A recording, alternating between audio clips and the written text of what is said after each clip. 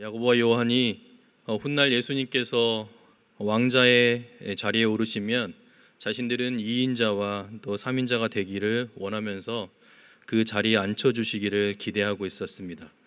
이 형제들이 사실은 누구를 소위 제껴버린 거냐면 베드로를 무시했다라고 볼 수 있어요. 아마도 31절의 말씀을 의지했던 것 같습니다.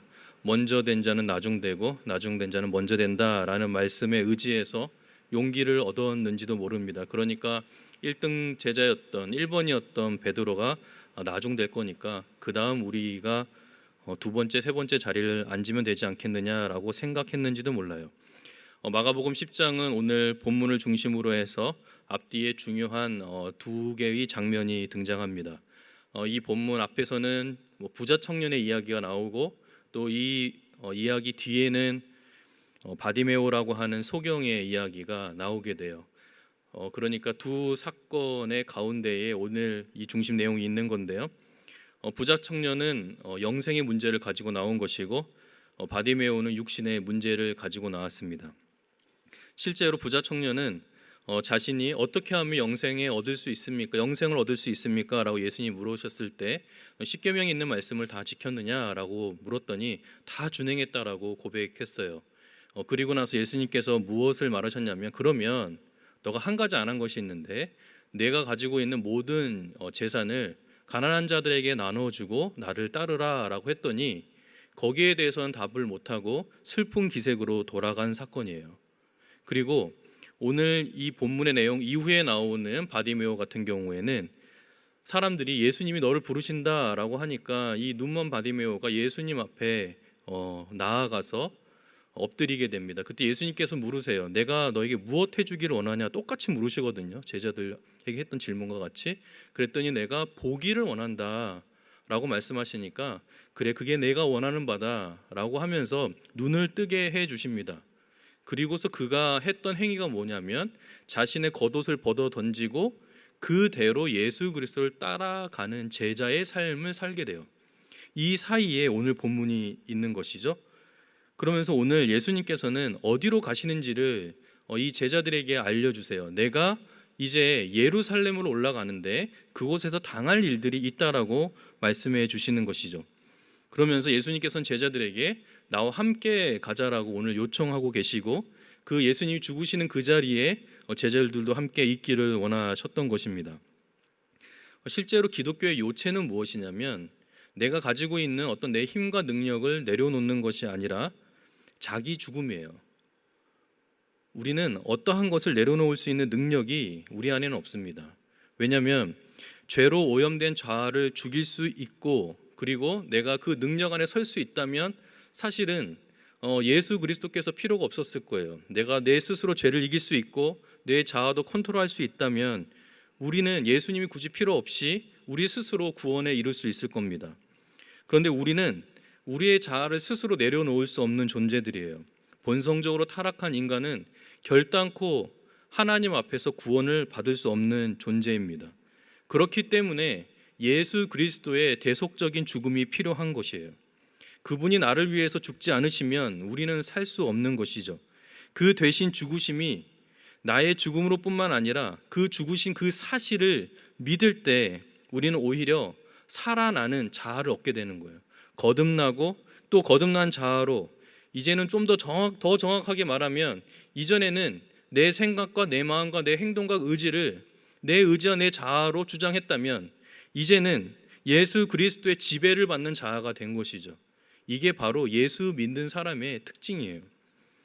예수를 믿는다는 것은 누군가 위에 군림하거나 누군가를 지배하는 위치에 권세를 부리는 자리가 아니고, 예수를 믿는다는 것은 내 생각과 내 뜻이 그분의 말씀과 다르다 할지라도 예수 그리스도를 따르는 거예요.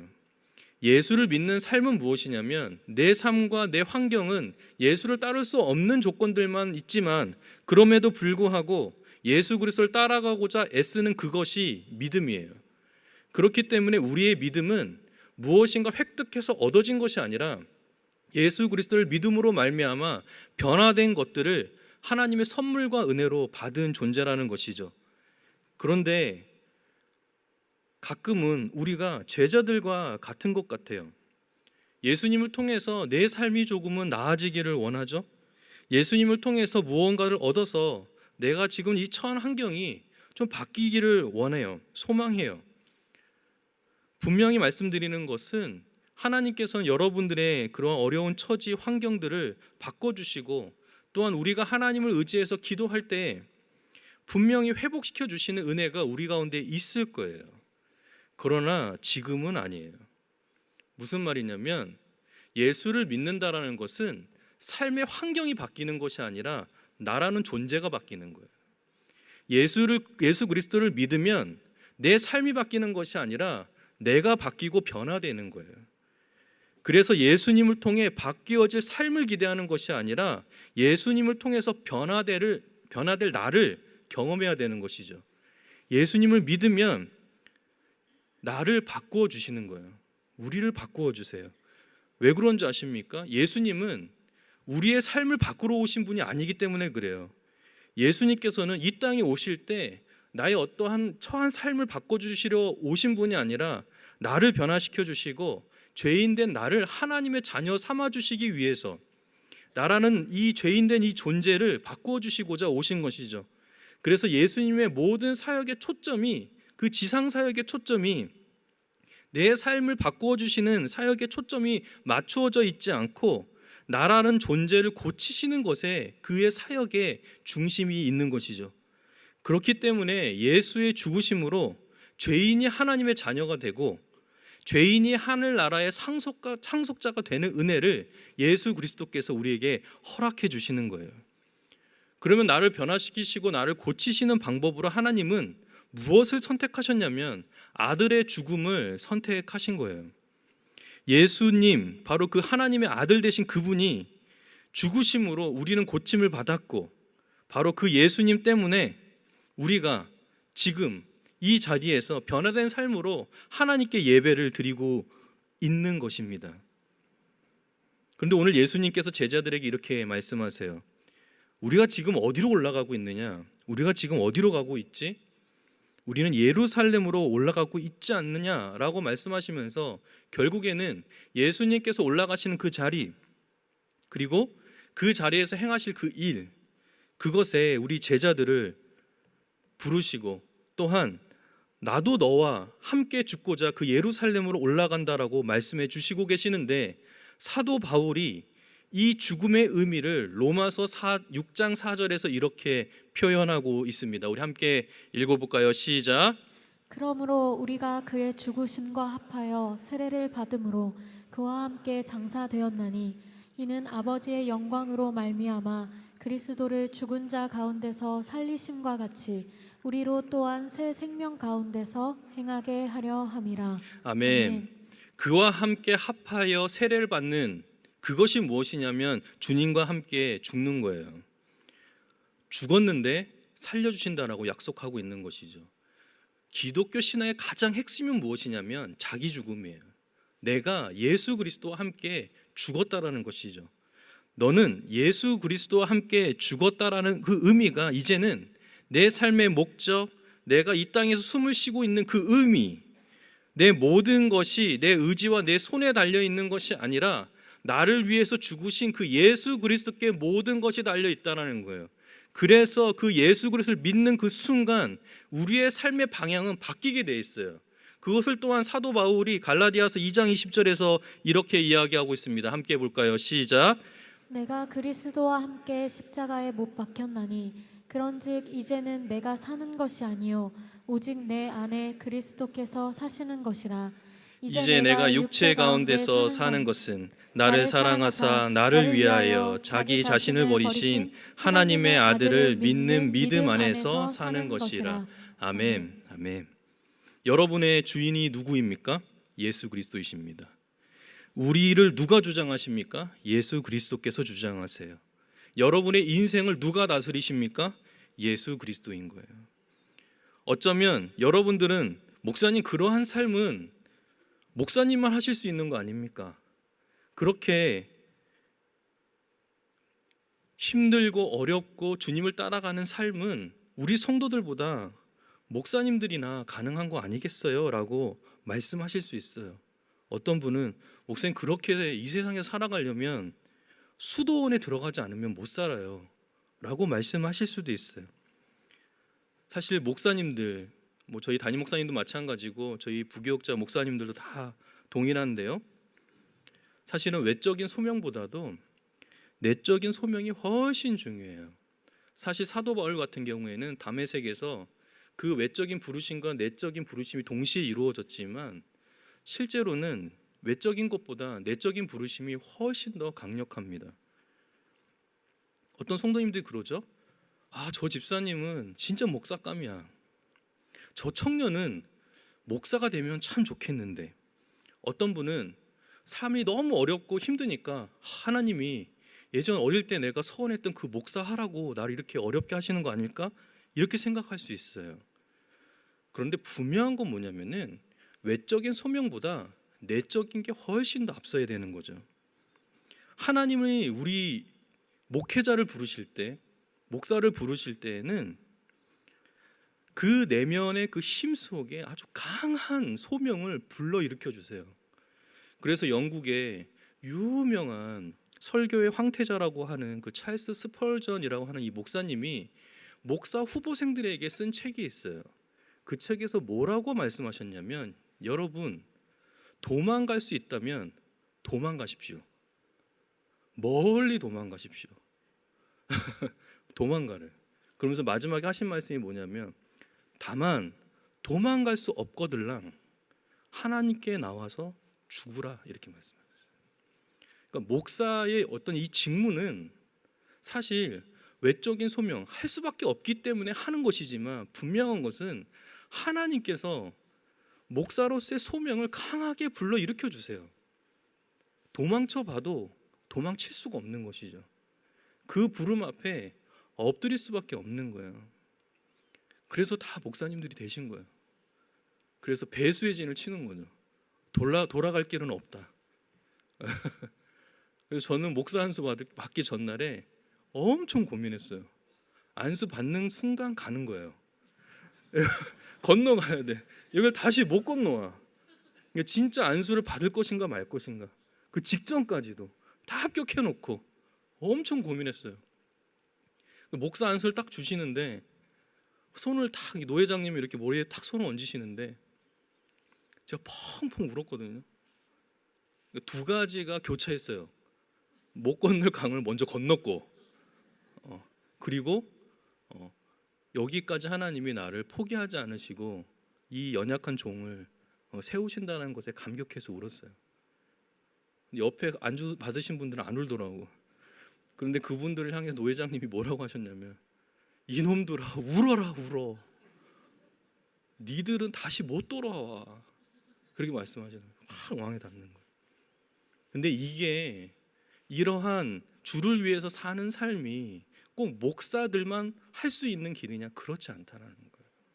오늘 아무런 준비도 되어 있지 않는 이 제자들을 주님께서 부르셔서 제자 삼으시고 만들어 가시잖아요.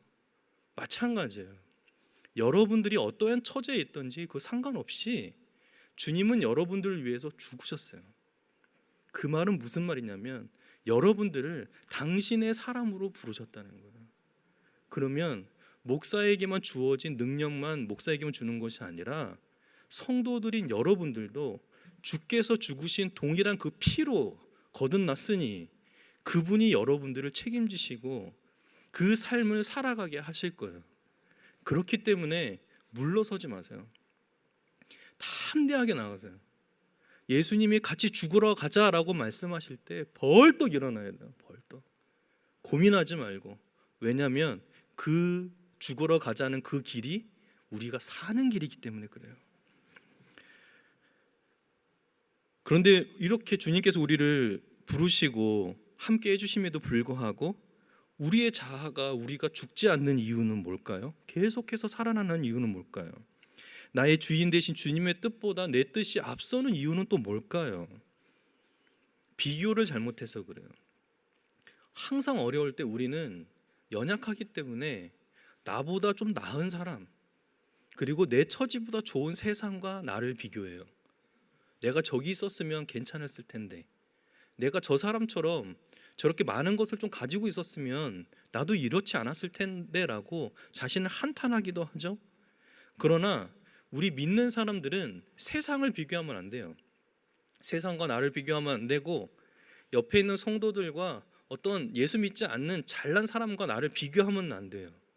우리의 비교의 대상은 누구냐면 예수 그리스도여야 돼요. 예수님이 어떤 분이세요? 그분의 탄생을 한번 생각해 볼까요? 왕궁이 아니라 말 구유에서 태어나셨죠?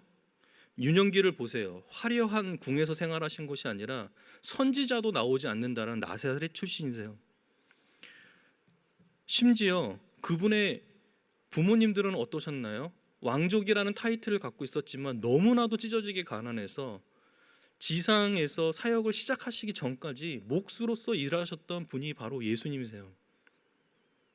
심지어 공생애를 시작하시고 나서도 그분은 누울 자리가 없고, 여우도 굴이 있는데 주님은 누울 자리도 없고 베개도 없으시고, 그분과 우리를 비교해야죠.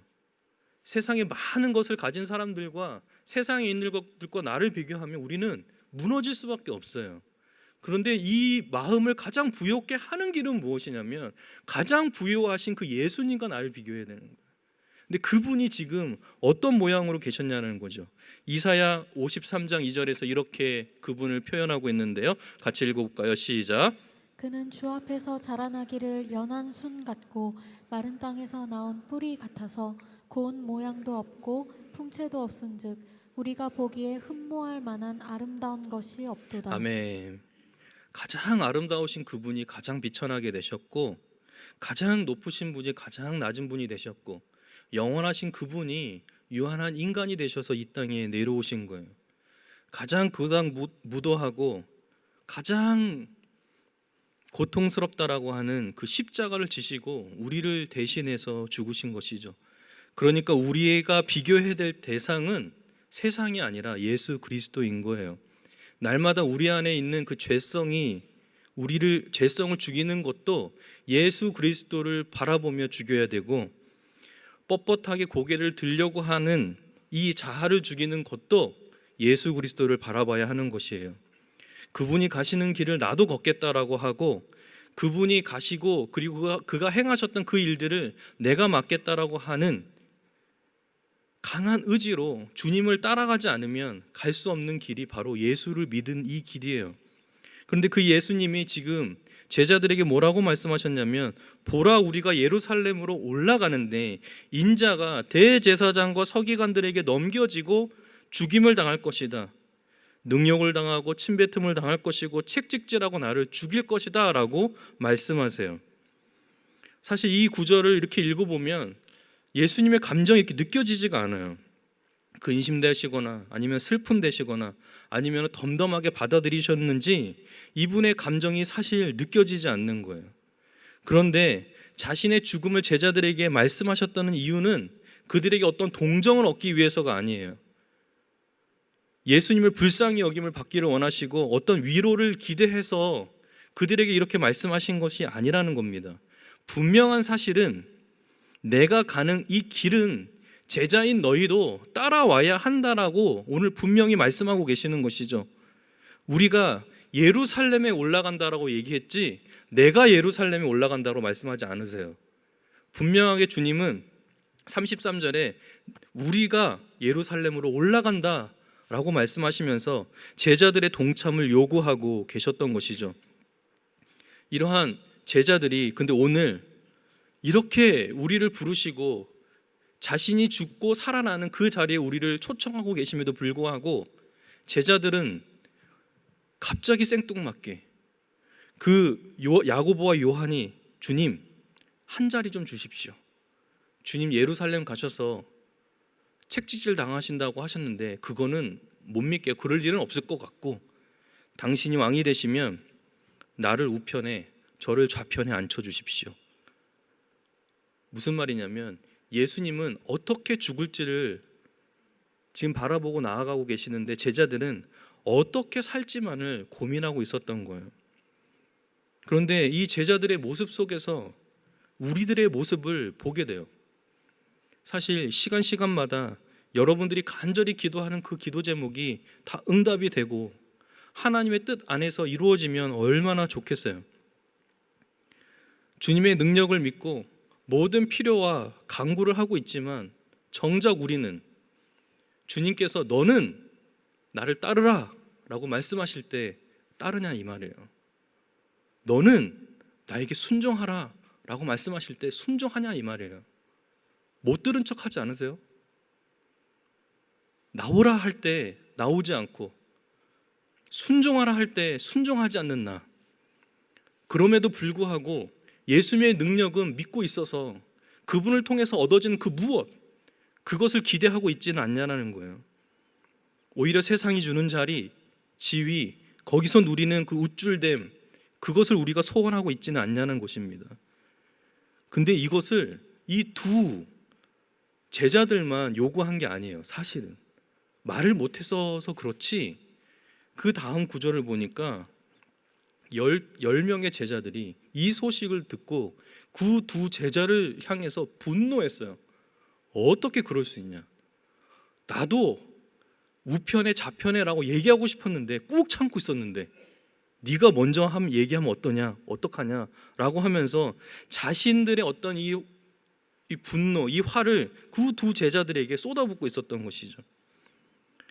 그때 예수님께서 뭐라고 말씀하셨냐면 43절에 너희 중에는 그렇게 하지 말아라. 누가 앉느냐가 중요한 게 아니라는 거죠. 하나님의 사람들은 자신에게 맡겨진 그 지위를 남용해서는 안 돼요. 그 지위에 올라서게 해주신 그 하나님을 기억하고 내가 올라선 그 지위를 통해서 하나님의 영광을 위해서 일해야 될 존재들이 바로 우리예요. 근데 그것을 군림하는 용으로 사용하면 안 된다는 거죠. 제가 존경하는 분 중에 한 분이신데 고 이희돈 장로님이라는 분이 계세요. 이분은 9.11 테러 사건이 일어났을 때 세계무역센터가 이렇게 무너졌잖아요. 그 세계무역협회의 부총재였어요. 근데 그분이 그 사고에서 살아나셨거든요. 근데 이분이 한 간증을 하시는데 옥스포드에서 이제 경제학을 공부를 하고 그리고 이제는 세계의 경제를 휘어잡아가지고 이것을 통해서 하나님께 영광을 올려드리겠다라고 하는 비전을 갖고 있었던 사람이에요. 근데 이 장로님이 어느 날 전화를 받게 돼요. 전화를 이렇게 받았더니 나 옥스포드에 기억나냐? 내가 너 이렇게 입학시켜줬던 그 입학 사정관이었다. 이렇게 하면서 연락이 왔어요. 너 아직도 이 경제학 쪽에서 일하고 있니? 일하고 있다라는. 나 일하고 있다.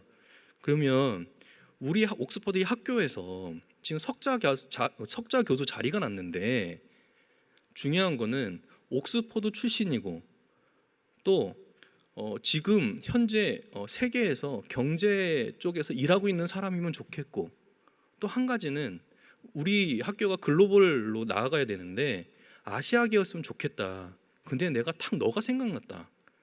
이 석자 교수 자리 어떠냐? 한번 승낙하겠냐? 그랬더니 이분이 석자 교수 자리가 제일 높은 거냐? 그랬더니 아니래요. 그 위에 더 높은 게 있는데 뭐가 있냐면 종신 교수가 있대요. 그 종신 교수는 너가 안 된다는 거예요. 이 한국 사람은 왜 아시아계는 안 된대요. 왜 안 되냐 했더니 영국 여왕에게 기사 자기를 받아야 된대. 근데 그거 안 된다는 거예요. 근데 딱 듣는 순간 이거 하나님이 주시는 자리 같으니까 뭐라고 얘기했냐면 종신 교수 아니면 나 안 하겠다. 왜 자신감 있었냐면은 아시아계 출신 중에 내가 지금 사역하고 있는 일 그리고 나의 꿈과 비전 이게 딱 들어맞는데 나밖에 없는 것 같은 거예요. 그러니까 믿음으로 선포한 거예요. 종신 교수 아니면 나 안 받겠다. 딱 끊었대요. 그리고 별일 아니겠지라고 잊고 있었는데 또 얼마 뒤에 전화가 왔대요.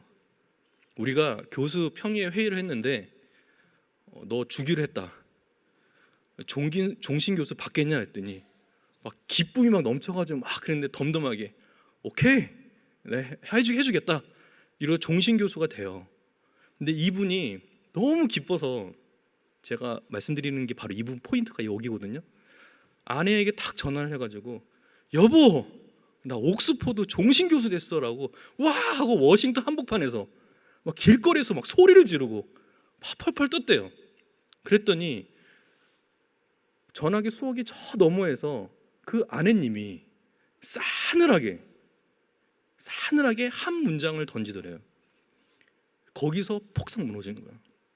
뭐라고 얘기했냐면 아내가, 당신이 종신교수 된 거랑 하나님과 무슨 상관이 있느냐, 그거 생각해 봤냐. 당신이 종신교수 된 거랑 하나님의 일과 무슨 상관이 있냐. 전화기를 탁 끊고 그 워싱턴 한복판에서 무릎을 꿇고 펑펑 울었다는 거예요. 하나님 용서해 달라고. 가장 높은 이제 기사자기도 받고 정말 명예로운 자리에 올라서게 됐는데, 그 올라선과 동시에 그것이 하나님의 일과 무슨 상관이 있냐는 거예요. 근데 이분이 이제 수락 연설을 하러 옥스퍼드로 넘어가게 돼요. 그리고 모든 교수들 앞에 서가지고 수락 연설을 해야 되는데 한 가지 조건이 있다는 거예요. 종교에 대해서는 함구해야 된다. 너가 예수 잘 믿는 거 알고 있는데 하나님께 영광 올린다는 말 하지 마라. 이렇게 얘기했다는 거예요. 그런데 아내가 해준 그 말이 다 기억이 나잖아요, 그죠? 거기에 올라서서 이 자리는 하나님께서 주셨으니 가장 진리를 믿고 있는 내가 아주 바르게 그 진리를 학생들에게 가르치겠다, 이러고 나온 거예요. 아무도 박수를 안 쳤대요. 제가 말씀드리는 요지는 이거예요. 여러분들이 어떠한 위치에 있든지 그것은 하나님이 주신 자리예요.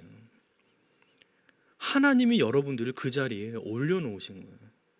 그러면 거기서 하나님을 위해서 살아야 되는 거예요. 만약 그 자리가 하나님께 영광 올리는 자리가 아니라고 한다면 오히려 그 자리는 여러분들을 죽이는 자리가 되는 거예요. 제자의 삶은 내가 어떠한 위치에 올라서는지가 중요한 것이 아니라 동일한 질문을 항상 물어봐야 돼요.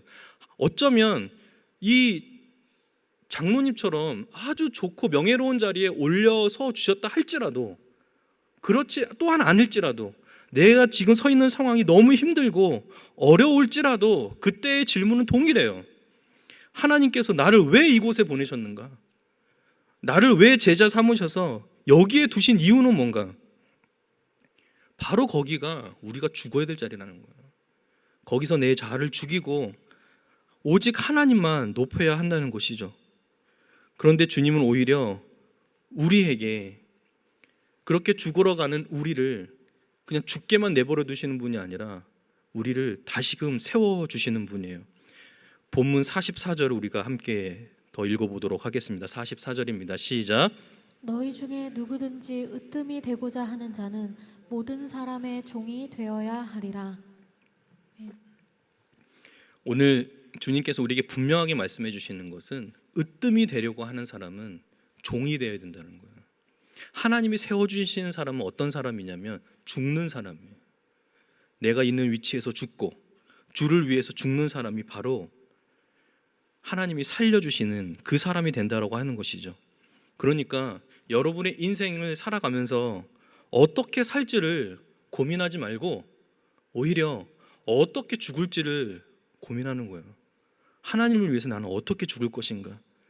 거듭난 자아로 다시 태어난 내가 이제는 그리스도를 위해서 어떻게 죽을 것인지를 고민하고, 주님께서 나를 따르라고 하신다면 어떻게 그 부르시는 그 명령을 내가 따를 수 있고, 그리고 그 명령을 어떻게 하면 내가 더 잘 순종할 수 있는지를 고민하는 사람이 되어야 하고, 그분이 어디를 가시든지 내 목숨도 내놓을 수 있다라고 하는 강한 믿음을 내게 주셔서 주님만을 따라갈 수 있도록 은혜를 구하는 자들이 되어야 하는 거예요.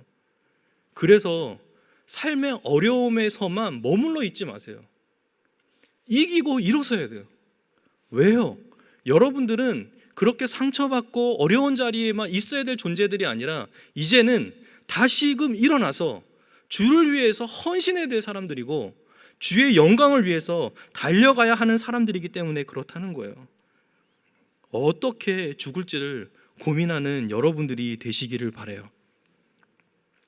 기독교인을 향해서 가장 박해가 심했던 그 고대 로마 시대에 초대교회 세례식은 그렇게 기쁜 날은 아니었어요. 오히려 초대교회의 세례식은 온 교회가 죽는 날이에요. 왜 그런지 아세요? 우리가 지금 하고 있는 받는 세례는 약식이잖아요, 그렇죠? 손을 묻혀서 그 의미만 살리는 건데 당시에는 침례를 했어요. 터키의 카파도기아를 가면은 아주 유명한 굴들이 있거든요. 그 굴이 뭐냐면 박해가 너무 심하니까 기독교인들이 땅을 파고 들어간 거예요. 그래서 그 땅 속에서 예배를 드렸거든요. 그래서 그 박해를 피했어요. 그런데 1년에 한두 차례씩 올라올 때가 있어요. 그때가 언제냐면 세례식을 해야 되는 날이에요. 그럼 세례식을 어디서 하냐면 강물에서 하거든요. 그때 세례를 주는 목사하고 세례를 받는 사람만 나가는 게 아니에요, 여러분. 온 교회가 그 세례식에 참석해야 돼요. 그렇게 심하게 박해가 있는 그때에 로마 시대의 그 초대 교회는 세례식이 있는 날만 되면 하얀 옷을 입고 강물로 나아가는 거예요. 근데 그때가 모두 죽는 날이에요. 왜 그럴까요? 그때 로마 군인들이 기다리고 있어요. 그러면 세례식을 하려고 모여들어요. 강물에 서는 거죠. 그리고 목사는 안으로 들어가고 이제 회심해서 세례를 받아 예수 그리스도를 믿음으로 고백하는 성도가 그 물속으로 들어와요. 그리고 침례식을 거행하는 거죠. 물속에서 꺼냈다가 넣었다가 꺼내요. 몇 명이든 상관없어요. 넣었다가 꺼내고. 그 때까지도 군인들이 기다려줬다고요. 왜 그러냐면 그 세례식이 끝나야 한 명이라도 더 죽일 수 있는 거예요. 예수 믿는 사람을 죽여야 되니까. 그러면 그 세례식이 끝나고 나면 그 교회가 그대로 원형 경기장을 들어가는 거예요. 그게 초대교회의 믿음이었어요. 세례식을 나오는 것 자체가 믿음이에요.